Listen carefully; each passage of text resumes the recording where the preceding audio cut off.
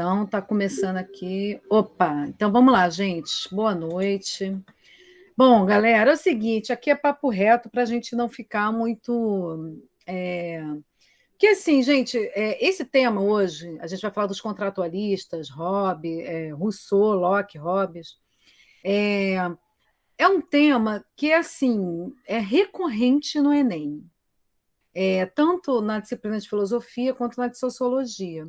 Eu fiquei hoje tentando ver formas, né, de passar de uma maneira diferente, mas assim, gente, acho que a gente não tem que ficar muito perdendo tempo com algumas questões, não, e assim, ir logo direto ao assunto, e o assunto é esse, né?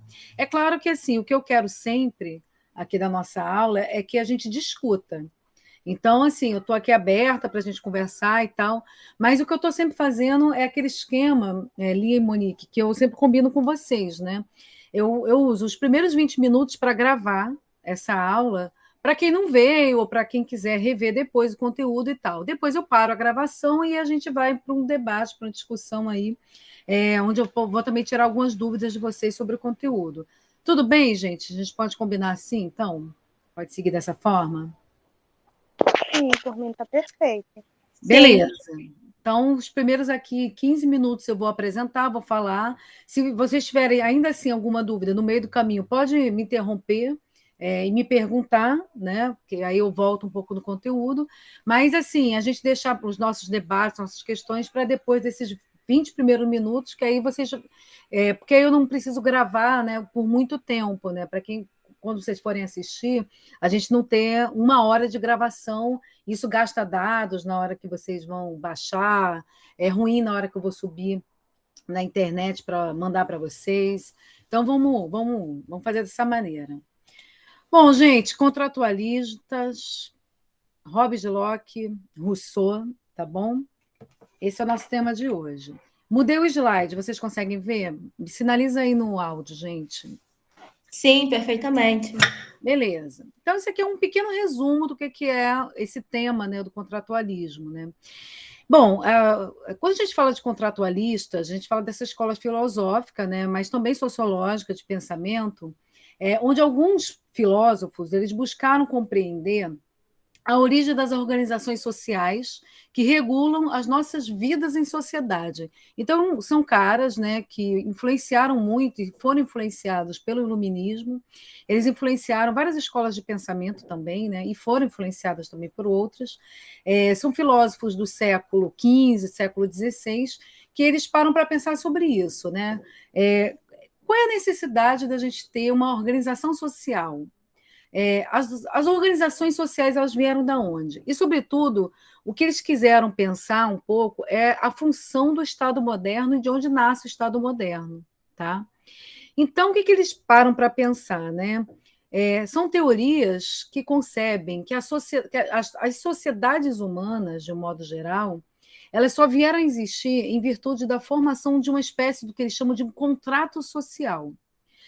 O que é esse contrato social, né? Todos os seres humanos eles se comprometem a se submeterem, né, a uma regência, ou seja, a uma entidade maior do que nós individualmente, onde essa entidade ela é capaz de proteger os nossos direitos básicos.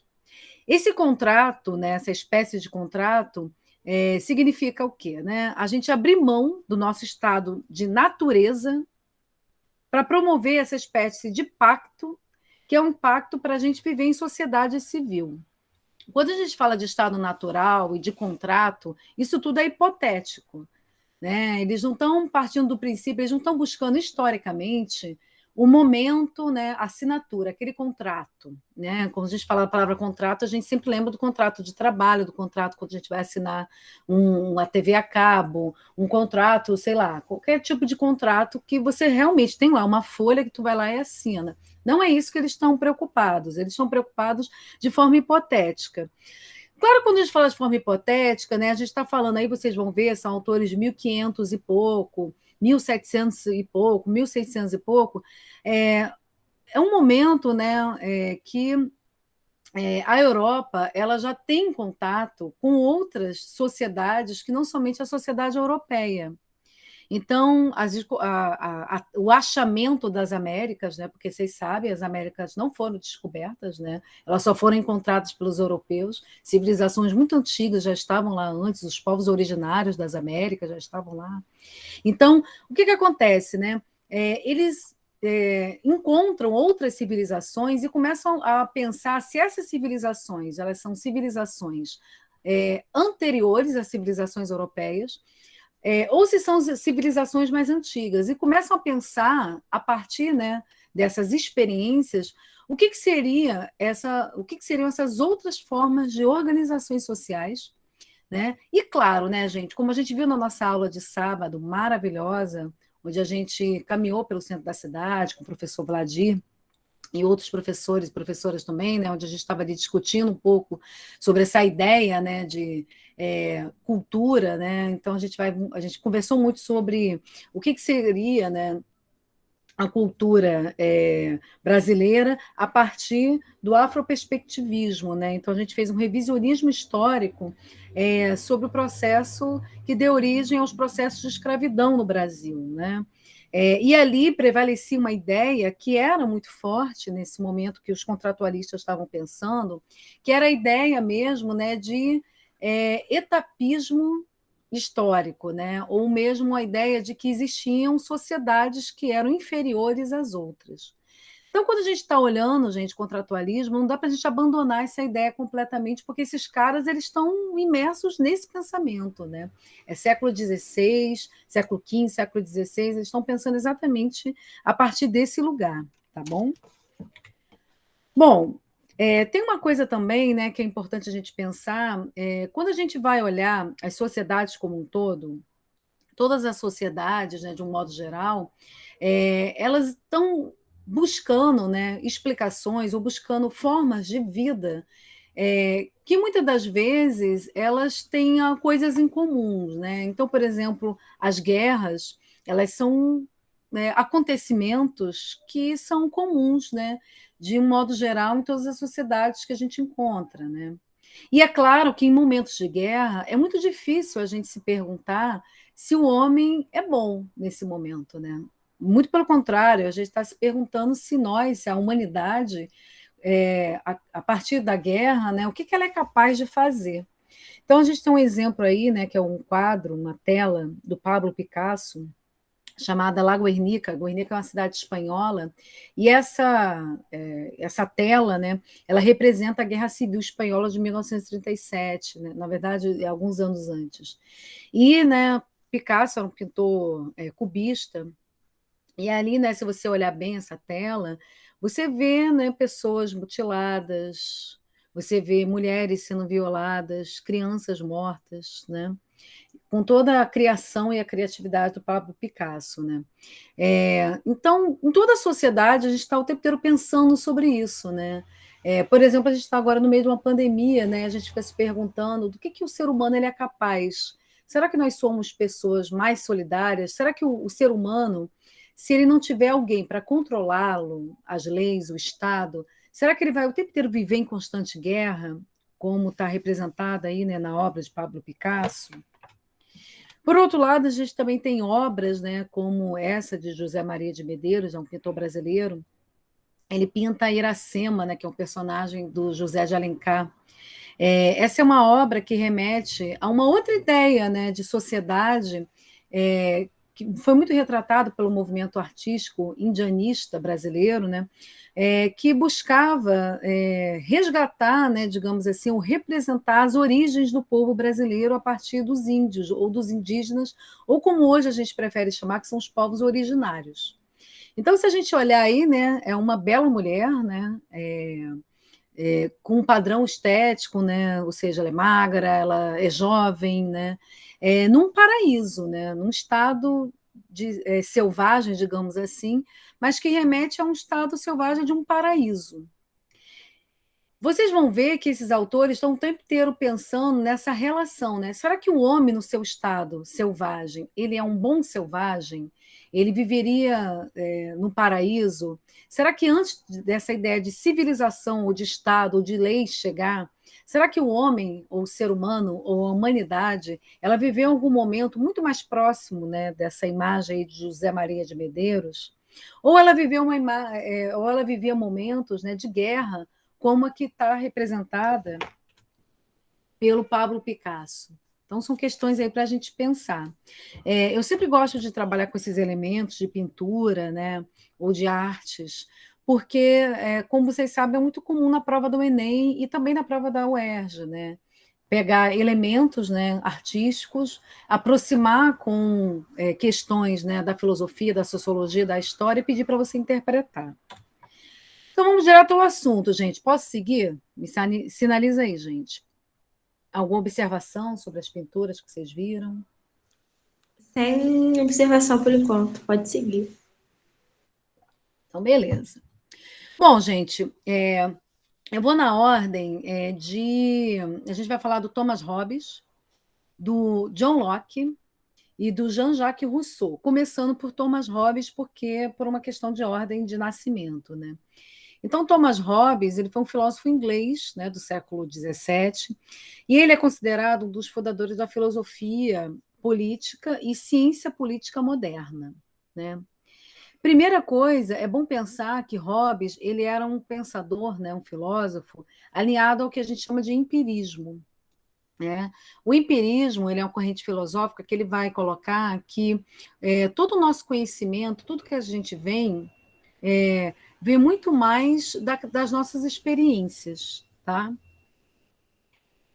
O Hobbes ele vai defender que para construir uma sociedade é necessário que cada indivíduo abra mão de certos direitos naturais para que um governo ou uma autoridade possa criar, né, ou possa estabelecer uma ordem social.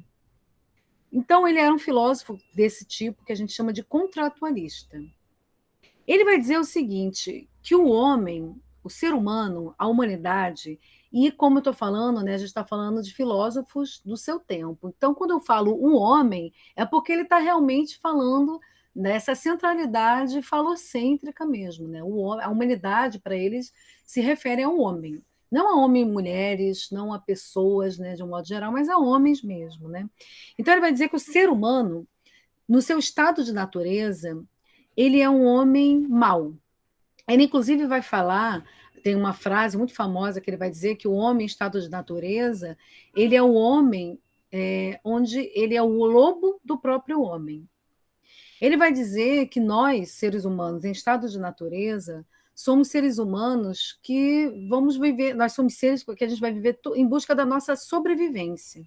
Então, sobreviver, para a gente, segundo Thomas Hobbes, é a nossa principal função, né? Por isso que ele vai dizer que o ser humano, em algum momento, ele compreendeu que se a gente ficasse vivendo o tempo inteiro em estado de natureza, a gente seria o tempo inteiro levado ao estado constante de guerra. Então, para ele, esse estado de natureza, ele é um estado ruim para a humanidade. E ele diz que, em algum momento, a própria humanidade entendeu isso. E aí, para ele, a ideia de uma república eclesiástica e civil seria um modo, a melhor forma de afastar o ser humano desse estado de natureza. Para ele, esse estado de natureza seria caótico, certo? Então, nesse sentido, Thomas Hobbes ele é considerado, né, um autor que ele defende o absolutismo dos reis. Tá? Ele era um cara que defendia a monarquia. É bom também lembrar que, quando ele vai defender essa teoria, né, que é o estado de guerra de todos contra todos, ele também defende isso em plena Inglaterra, que vivia uma série de revoltas contra exatamente a monarquia. Né?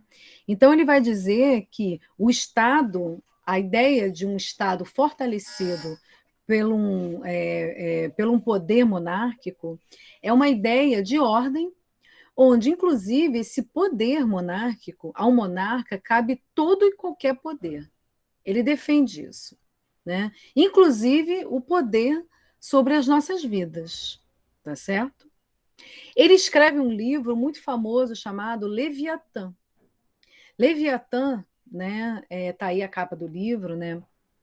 É, é um livro, né, onde ele vai defender a ideia de um Estado monárquico forte, onde esse Estado pode, inclusive, ao mesmo tempo, cancelar uma guerra, como também promover uma guerra, desde que essa guerra ela seja feita, ela seja realizada para que se mantenha o rei no poder, para que se mantenha a monarquia no poder, tá certo?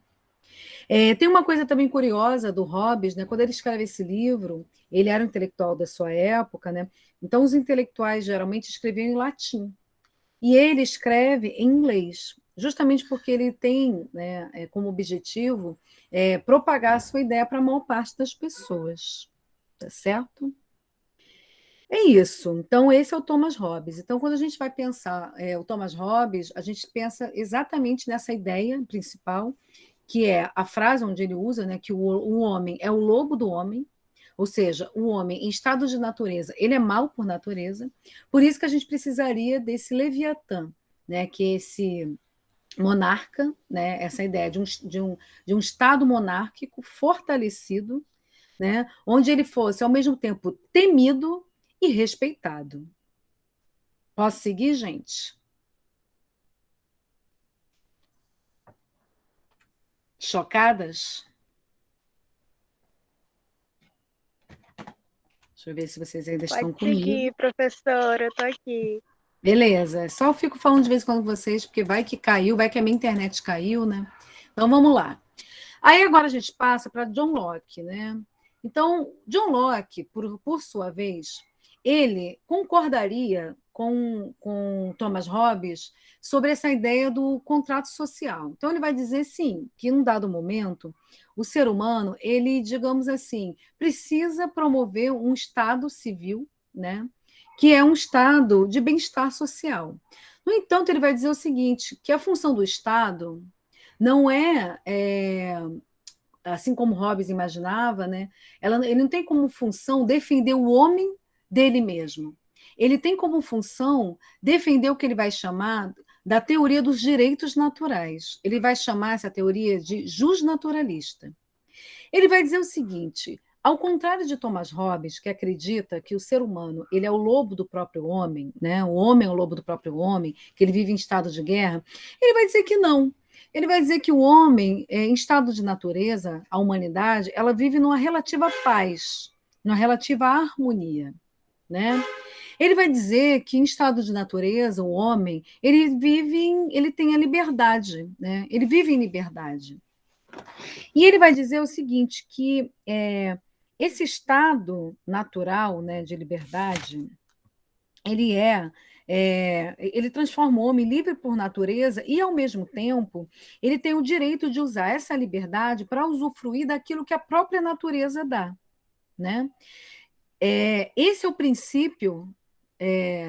O John Locke, né, ele é um dos autores muito influentes nessa ideia, né, da existência de um indivíduo que tem direito à propriedade privada.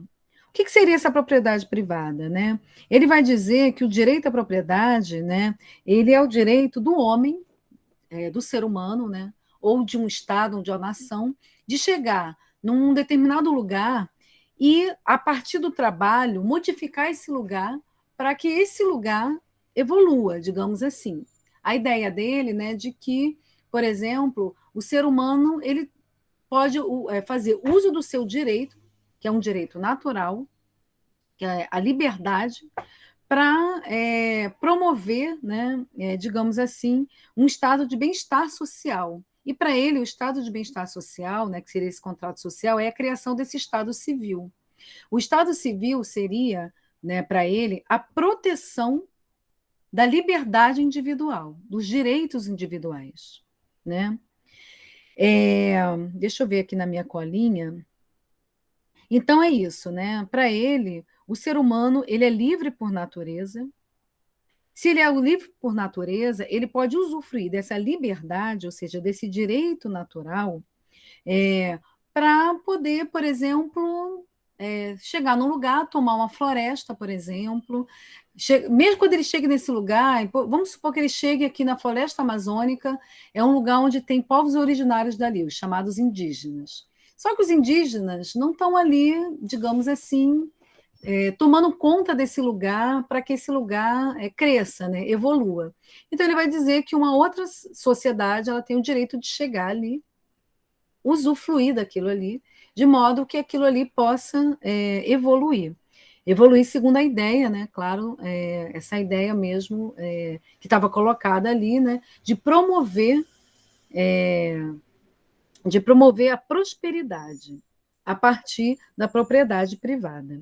Então ele vai dizer que o Estado civil ele é muito importante para ele regulamentar e para ele garantir esse direito de sociedade, esse direito de liberdade individual.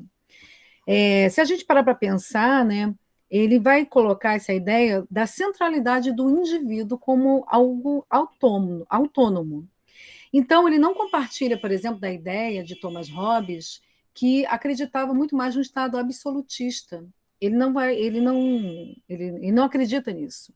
Né? Ele acha que esse contrato social, né, essa espécie de contrato social, ela acontece a partir do momento que os seres humanos precisam criar leis, né, para regulamentar exatamente essa liberdade que é de todo mundo. Né? Bom, posso seguir?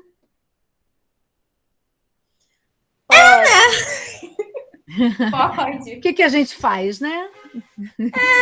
Tá. 1632, né? 1650, mais ou menos, né? Ele estava divulgando essas ideias. Mas vamos lá. E, por último, a gente tem esse camarada aqui, que é o Jean-Jacques Rousseau, né? Ele é um filósofo francês.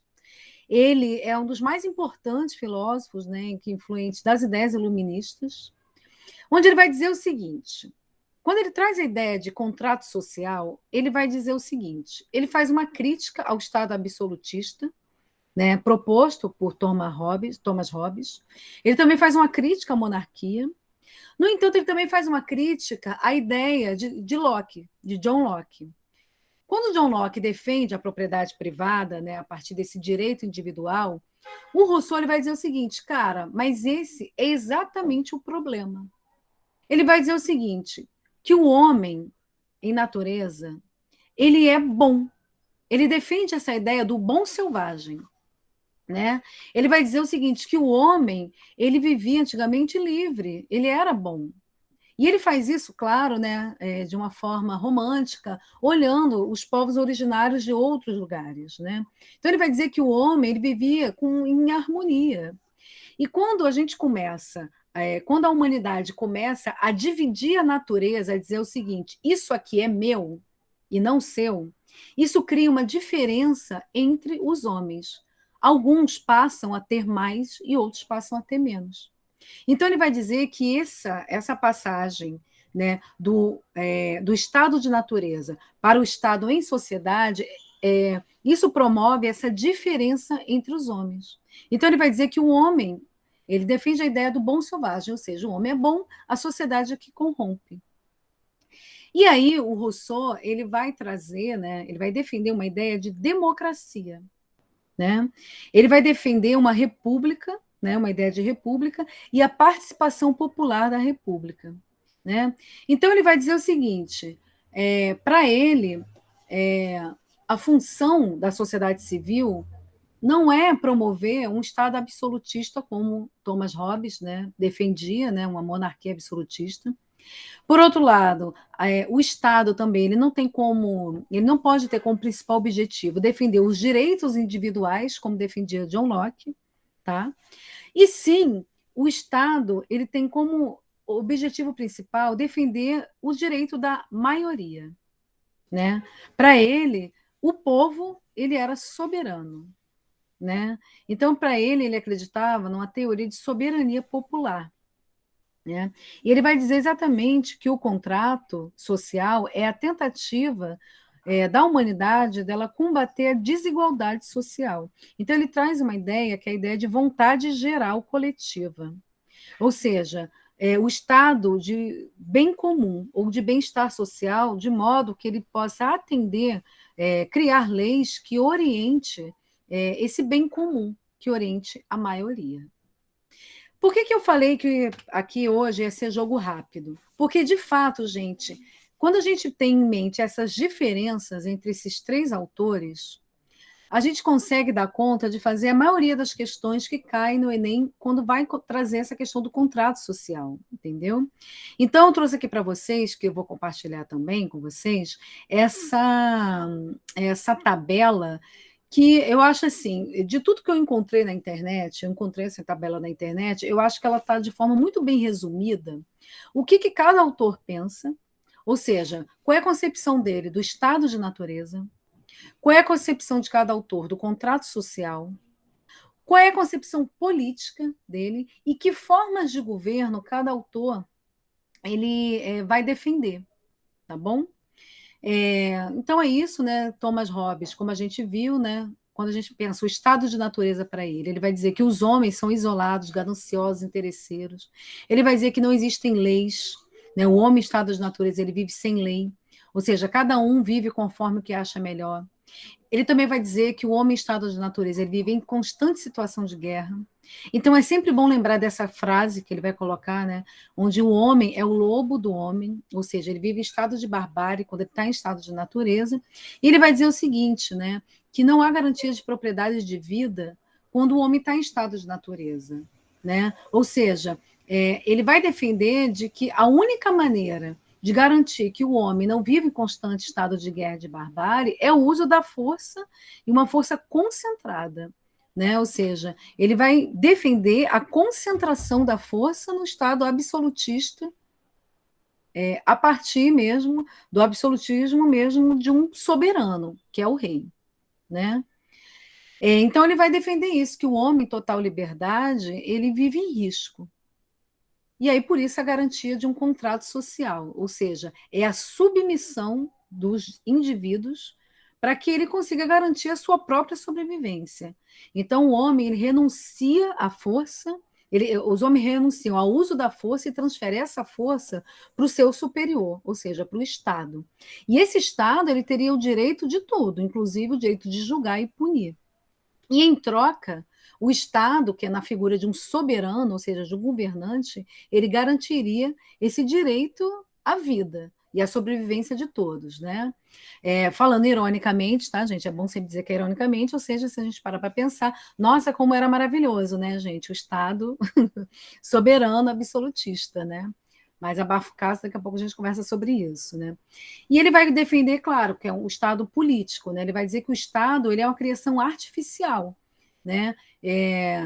Para ele, essa criação do Estado é quando o homem ele deixa de ser egoísta para ser controlado. Então ele vai dizer que o controle, a gente se submeter ao controle é a única forma da gente não morrer. E aí, então, o Estado ele teria o direito de deter todo o poder, ou seja, de julgar, de punir, de matar, para garantir a sobrevivência. Então, quem é soberano, nesse caso, é o Estado, não o povo. E o poder do Estado ele deveria ser ilimitado, ou seja, ele está acima das leis e nada pode derrubá-lo. E é por isso que ele vai defender formas de governo monárquicos absolutistas, ou seja, o poder era absoluto. Passadas? Estão passadas com Thomas Hobbes? Chocadas? Chocadíssima. Muita coisa já na cabeça para falar. Não, gente, eu tô sem palavras. Minha mente fez assim, ó, puf. Pois é, né? Mas esse é Thomas Hobbes, né? E claro, quando a gente pensa em Thomas Hobbes, tem que lembrar do livro Leviatã. Nesse livro ele lança mão de um recurso, né, que é essa imagem, né, desse monstro mitológico Leviatã, que seria esse estado, né? É um monstro artificial criado pelo ser humano que ele, ao mesmo tempo, impõe poder, mas é um poder necessário, segundo Thomas Hobbes, para que a gente sobreviva, tá certo? Vamos agora no segundo quadrinho do John Locke. né? Bom, então John Locke, ele não concorda tanto com essa coisa do estado de natureza onde o homem é o lobo do homem, ele vive sempre em guerra, né? Ele vai dizer que os homens eles eram relativamente livres, né, em estado de natureza, eles até viviam em certa harmonia, né? E ele vai defender que o homem ele vai defender o justnaturalismo, né? Ou seja, que o homem ele é livre, ele nasce livre, né? E a propriedade, segundo esse direito livre, ele era fruto do direito natural, né? Fruto do trabalho. Então ele defende que o ser humano livre e trabalhando, né? Ele era isso é um direito natural dado pela natureza, né? E aí que ele vai falar, no entanto, qual é a necessidade, quando é que a humanidade, apesar, né, de que no seu estado de natureza ela vivia livre, como é que começou o problema? Né? O inconveniente começa, né, quando todo mundo e todos os seres humanos eles passam a requerer esse direito de liberdade. Então, cada um começa a julgar, né, de acordo com a sua própria opinião, o que seria essa liberdade. Então, por exemplo, um chegava e demarcava uma terra e falava assim: essa terra é minha. Aí o outro falava: não, não, essa terra é minha. E aí isso começa a dar uma briga. Então, ele vai dizer, né, que é, o contrato social, né, está lá no segundo quadrinho, tinha como objetivo melhorar os conflitos entre esses homens, né, entre a humanidade. Principalmente para que garanta, né, a liberdade, né, o direito à liberdade e à propriedade. Tá? E aí, nesse sentido, né, o direito de punir e legislar um governo seria, né, não o direito absoluto, mas é um direito regulatório. Né?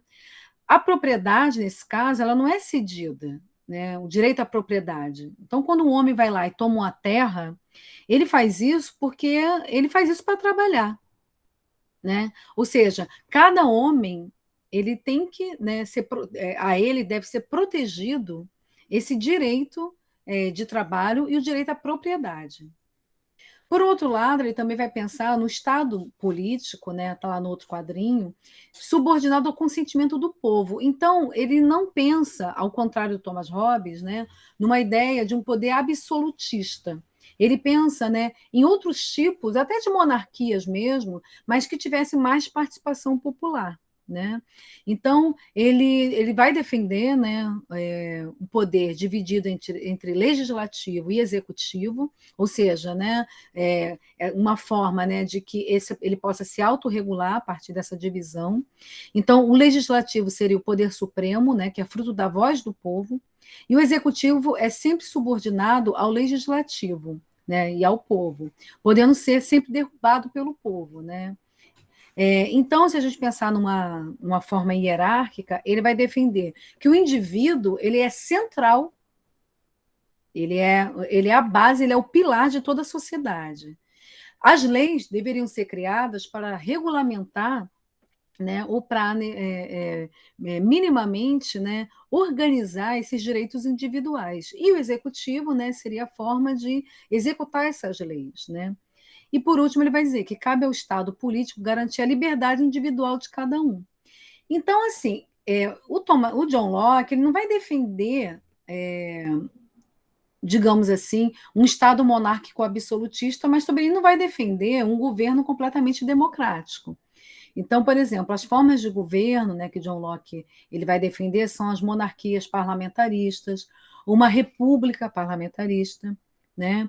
Ou seja, o poder maior ficaria na mão do parlamento, mas esse parlamento ele teria representantes do povo, né? E ele, claro, que vai defender os governos liberais, né? Ou seja, o poder ele era limitado, mesmo o poder daqueles que estavam ali representando, né?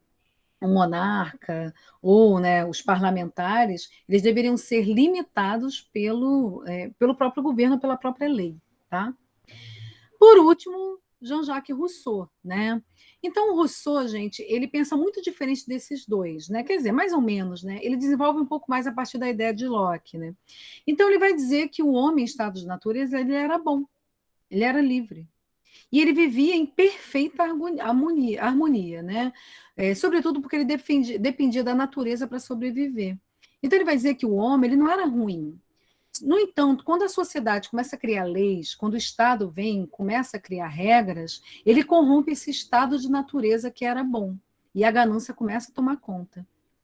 E aí, ao contrário de John Locke, né, que vai dizer que a liberdade individual e a propriedade privada elas são centrais, o Rousseau ele vai dizer que a propriedade privada, os direitos individuais, eles iniciam discórdias, iniciam brigas e a desigualdade social. Então, o que ele vai defender? Qual a ideia dele de contrato social? O contrato social seria uma associação por meio de um consenso entre os homens. Não é uma lei, não é um grupo que representa, mas um consenso. Então, ele vai dizer que o contrato, né, dos homens, ele busca resguardar essa igualdade que sempre que existia antes, tá? Então, os homens, ele entregam tudo a um governo que passará a incorporar não a vontade de alguns ou não a vontade de um, mas a vontade de todos. E, nesse sentido, um comprometimento de todos para com a sociedade. Né? Então, ele vai defender um Estado político, onde o Estado ele é resultado da vontade de todos. Ele institui a igualdade e o direito entre todos os homens. Então, toda a ação do Estado deverá agir, né? Deverá ser de acordo com a vontade de todos.